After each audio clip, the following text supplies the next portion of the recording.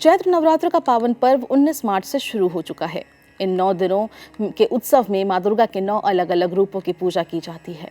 हर दिन देवी के एक विशेष रूप को समर्पित होता है। नवरात्र के तीसरे दिन मां दुर्गा के तीसरे स्वरूप मां चंद्रघंटा की उपासना की जाती है। धार्मिक मान्यता है कि इस दिन मां चंद्रघंटा की पूजा करने से भक्तों के जीवन से भय, संकट और नकारात्मक शक्तियां दूर होती है और साहस और आत्मविश्वास में वृद्धि होती है। मां चंद्रघंटा का स्वरूप बेहद दिव्य और तेजस्वी माना जाता है। उनके मस्तक पर अर्धचंद्र के आकार की घंटी सुशोभित होती है और इसी कारण उन्हें चंद्रघंटा कहा जाता है। देवी का ये रूप शक्ति, शांति और वीरता दोनों का प्रतीक माना जाता है। कहा जाता है कि मां चंद्रघंटा की कृपा से भक्तों को मानसिक शांति मिलती है और जीवन में आने वाली परेशानियां कम होती है। नवरात्र के तीसरे दिन मां चंद्रघंटा की पूजा करते समय कुछ विशेष बातों का ध्यान रखना शुभ माना जाता है।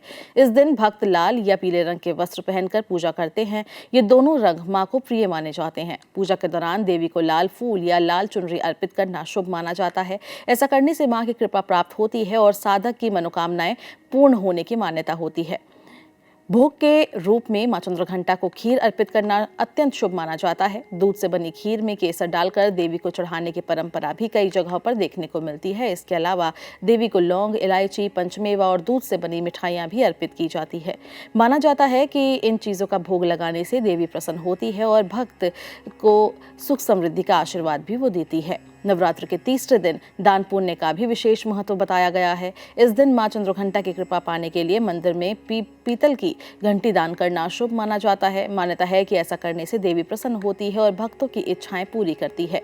इसके अलावा श्रद्धालु अपनी क्षमता के अनुसार अनाज जैसे गेहूं या चावल और धन का दान भी कर सकते हैं। इससे पुण्य की प्राप्ति होती है और जीवन में समृद्धि आती है।